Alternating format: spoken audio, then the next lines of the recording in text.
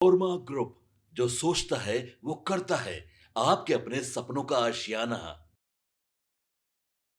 नमस्कार, मैं दीपक भारत लाइव देख रहे हैं आप। देखिए बिहार में खरमास खत्म होने से बस 2-3 दिन बचा है, लेकिन बिहार में खेला शुरू होना शुरू हो चुका है और लगातार ये बातें कही जा रही थी कि खरमास के बाद खेला होगा। लेकिन आपने देखा है कि किस प्रकार से जदयू के एक साथ कई विकेट गिर गए हैं। लेकिन बात जदयू की तो करेंगे ही, लेकिन बात आज करेंगे राज्यसभा की। आपने देखा है किस प्रकार से राज्यसभा को लेकर खींचातानी है, चाहे वो सत्ता पक्ष हो या विपक्ष।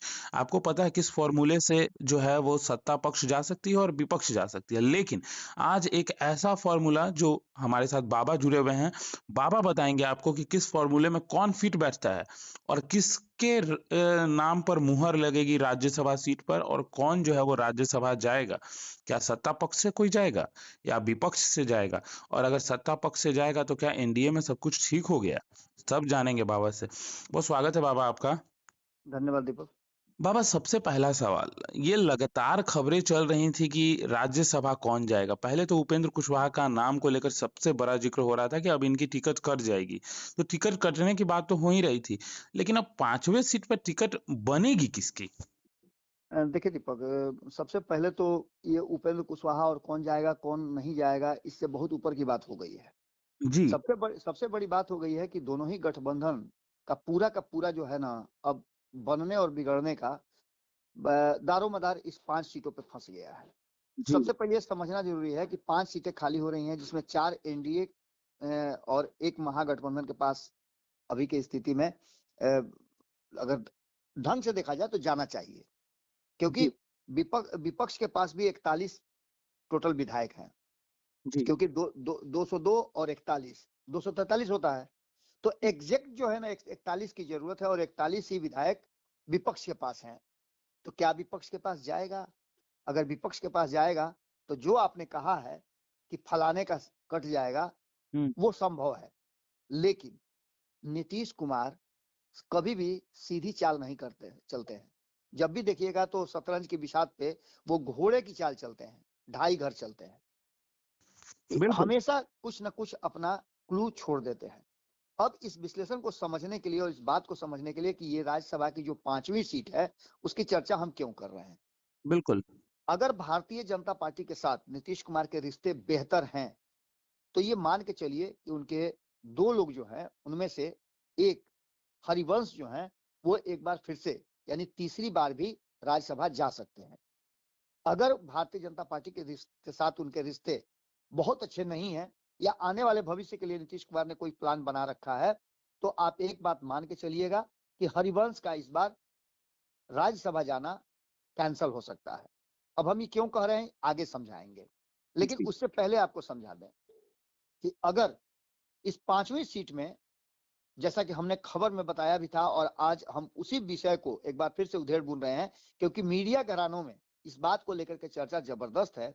जो मैंने आज से 10 दिन पहले आपके साथ खबर किया था और मैंने कहा था कि उपेंद्र कुशवाहा के पास रास्ते कम है, नीतीश के पास बहुत सारे रास्ते हैं, A B C D भी प्लान उनके पास है। लेकिन उपेंद्र कुशवाहा के पास सिर्फ एक सूत्री प्लान है अपने राज्यसभा की सीट को बचाने का, कि वो अपनी पार्टी का विलय जो है वो नीतीश कुमार के साथ कर ले। अब ये बात बहुत बड़ी है, लेकिन 5वीं सीट का जो फैसला है वो नीतीश कुमार के ही कॉन्सेंट से होना है। क्योंकि आप समझ रहे हैं कि 202 सीटें हैं और लगभग 3 से 4 सीटें घट रही हैं एनडीए जी। गठबंधन को 5वीं जी। सीट को अपने कब्जे में करने के लिए। जी। तो होगा क्या? ये 5वीं सीट में जो 3 जो उनके विधायक हैं, वो काफी महत्वपूर्ण भूमिका में है। बात यही नहीं है, एआईएमआईएम से भी नीतीश कुमार की बातचीत चल रही है। लेकिन आपको लगता है कि एआईएमआईएम जो है वो नीतीश कुमार का समर्थन, जो वर्तमान परिस्थिति में नीतीश कुमार है या वर्तमान गठबंधन में है, उसके आधार पर करेगी? ऐसा दूर दूर तक लगता नहीं है। 2026 में खाली हो रही जेडीयू की हरिवंश नारायण सिंह और रामनाथ ठाकुर की सीटें हैं। बिल्कुल। आरजेडी की तरफ से प्रेमचंद गुप्ता और एडी सिंह का सीट खाली हो रहा है, तो वहीं उपेंद्र कुशवाहा की एक सीट खाली हो रही है। इन पांचों सीटों को लेकर के 2 सीट का झटका तो लगता हुआ सीधा सीधा दिखाई दे रहा है राजद का। क्योंकि राजद अगर इसको इस मैनेजमेंट में फेल हो जाती है, क्योंकि अब तक जितने भी मैनेजमेंट हुए हैं उस मैनेजमेंट में तेजस्वी यादव बहुत सफल नहीं हो पाए हैं। जबकि आपको याद होगा कि एक समय था जब लालू प्रसाद जो हैं वो गिफ्ट में दिया करते थे लोगों को राज्यसभा की सीट। एक समय मुझे याद आता है जब कहीं किसी भी गठबंधन ने स्वीकार नहीं किया था रामविलास पासवान को, और रामविलास पासवान का बंगला तक खाली होने वाला था दिल्ली वाला, तो लालू प्रसाद ने उनको बुला करके उनसे बातचीत करके उन्हें राज्यसभा अपने सहयोग से भेजा था। तो लालू प्रसाद जैसी राजनीति उनकी नहीं है। ऐसे में 41 विधायकों का जुगाड़ करना, और वो भी विपक्ष बिखरा हुआ जब हो, तो बड़ा मुश्किल होता है। कांग्रेस ने एक बड़ा खेल कर दिया है जो दूसरे महागठबंधन की तरफ है दीपक।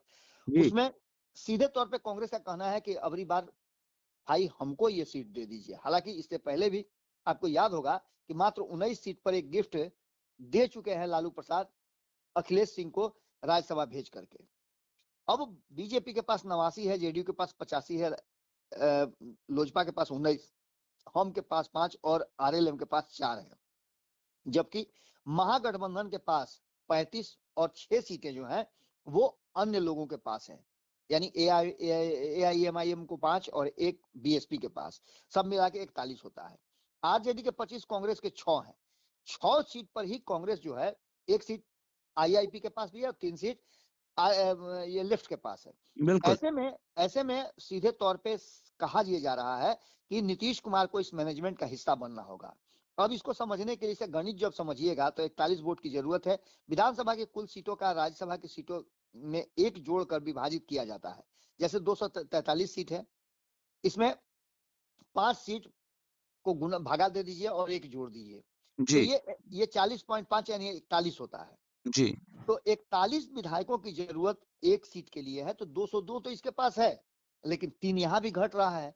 और आप समझ सकते हैं कि जिन लोगों के पास सीट है उनमें से आना बड़ा मुश्किल है। और 3 अगर विधायक, आप समझ सकते हैं 3 विधायक अगर नाराज हैं उपेंद्र कुशवाहा से, तो इस 3 को घटा दीजिए तो यह संख्या 5 से ज्यादा हो जाती है, और 5 कोई भी कीमत में पूरा नहीं हो पा रहा है।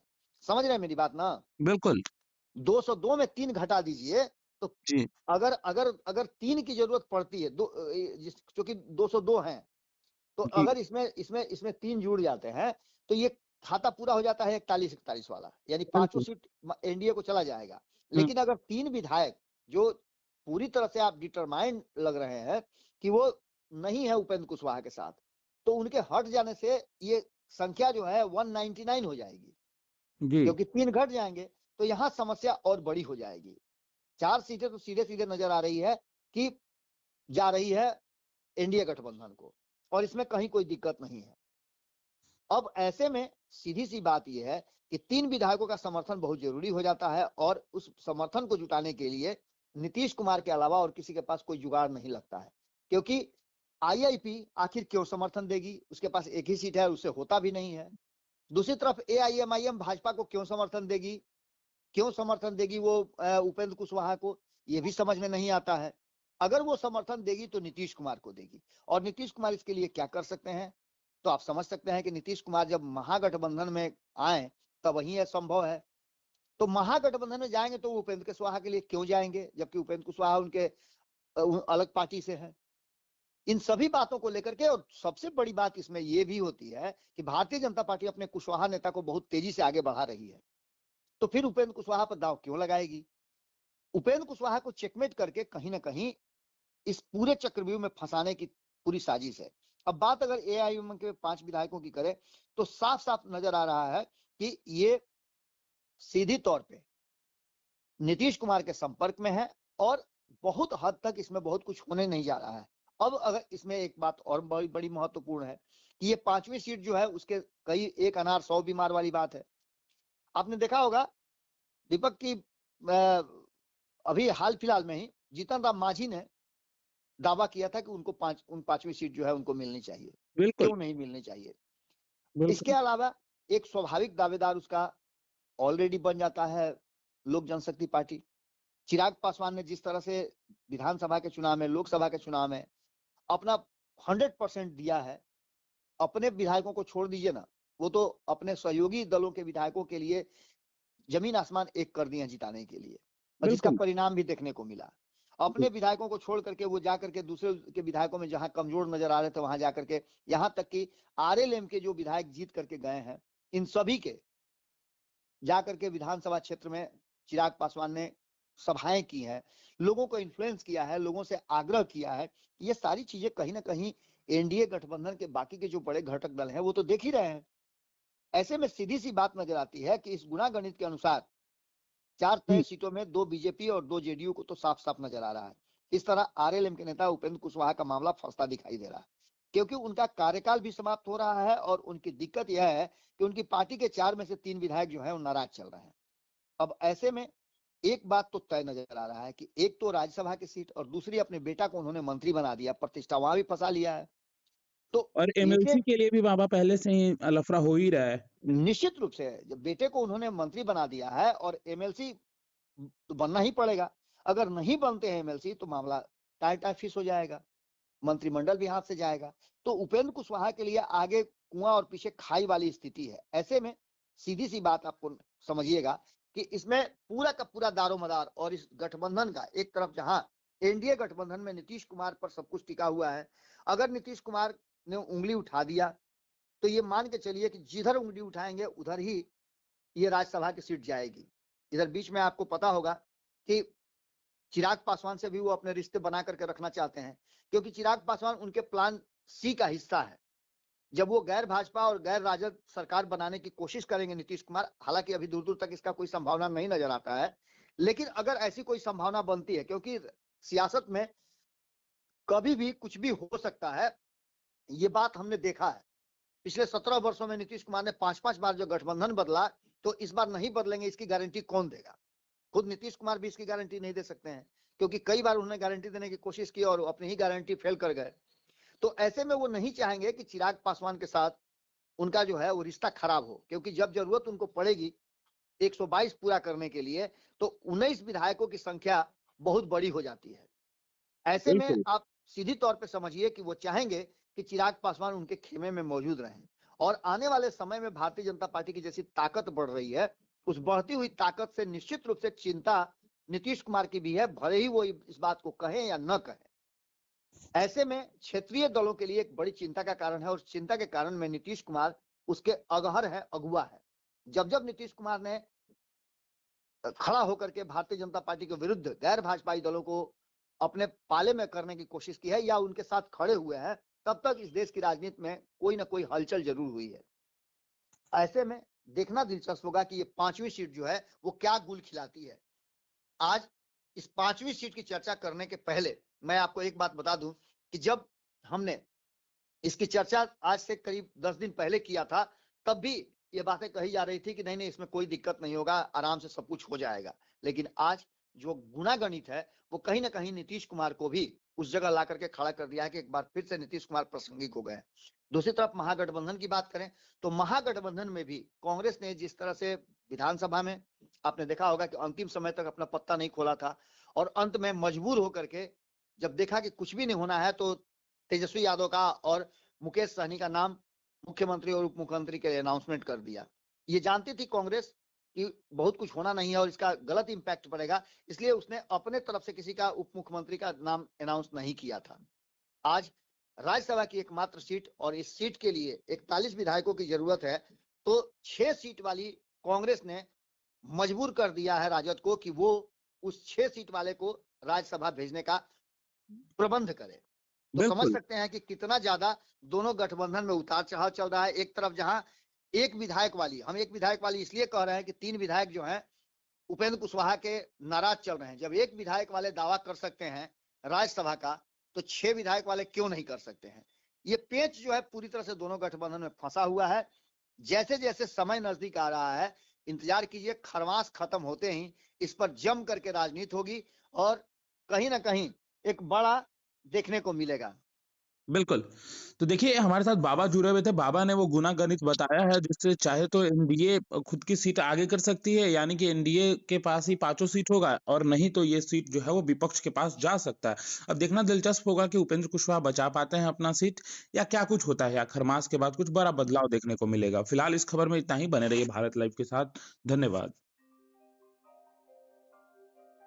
आपके सपनों को हमने सजाया है, ई होम्स पैनोरामा को हमने बनाया है। ई होम्स मेरा एक सपना था जिस पे मैं पिछले 4 साल से काम कर रहा था। हमने जो बनाया है वो सबने है माना। ई होम्स पैनोरामा में हो आपका भी आशियाना। और फाइनली हमने 2021 में इस प्रोजेक्ट को लॉन्च किया। बहुत लोग अप्रिशिएट कर रहे हैं कि पूर्णिया जैसे शहर में, बिहार के, एक तो बिहार की बात करें उसमें भी पूर्णिया जैसे छोटे जगह में इस तरह का लाइफस्टाइल देना, ये सुन के हम लोगों को बहुत अच्छा लगता है। ई होम्स में हमने कुछ और भी किया है, जैसे हम जिस जगह में रह रहे हैं हमारे फैमिली सिक्योर हो, उनको सिक्योरिटी का ध्यान में रखा है। आपकी सुविधा और सुरक्षा आपके लिए खास है, ये आपका विश्वास है। इसमें आर्टिफिशियल इंटेलिजेंस का 7 लेयर सिक्योरिटी का हमने इस्तेमाल किया है। लस ग्रीन कैंपस को बनाया है। यदि हमारा बाउंड्री वाल है तो वो वर्टिकल गार्डन है। ये जितनी भी फैसिलिटी होता है एक इंटरनेशनल टाउनशिप में, ई होम्स है, ये हम लोग विश्वास नहीं कर पा रहे हैं। जो भी हमारे मित्र दोस्त या जो भी हमारे बाहर के बाहर आते हैं तो हम लोगों को बहुत अच्छा सुनने को मिलता है और बहुत अच्छा क्रेडिट मिल रहा है। वो सारा हमने सिर्फ एक बिल्डिंग नहीं बनाया, हमें एक बहुत अच्छा लाइफस्टाइल दिया ई होम्स में, और मेरा एक सपना था जिसको मैं आज फुलफिल होते हुए देख रहा हूँ। ये आपका आवास है। ई होम्स पैनोरामा में अब आपका निवास है। E homes Panorama, luxurious lifestyle redefined. Panorama group, जो सोचता है वो करता है। अगर ये वीडियो पसंद आई और वह बिहार के राजनीति और बिहारियत से सरोकार रखेनी तो सब्सक्राइब बटन दबा के चैनल के सब्सक्राइब कर ली। ओजे एगो घंटी बा, ओकरा बटन दबा देला से कुल सटीक और मारक खबर रुआ मुफ्त में मिल जाई। अगर रुआ पत्रकारिता के हमनी के नया प्रयोग में सहयोग कर चाहतानी तो ज्वाइन बटन दबा दी। पेटीएम नंबर नोट कर ली 9386816700।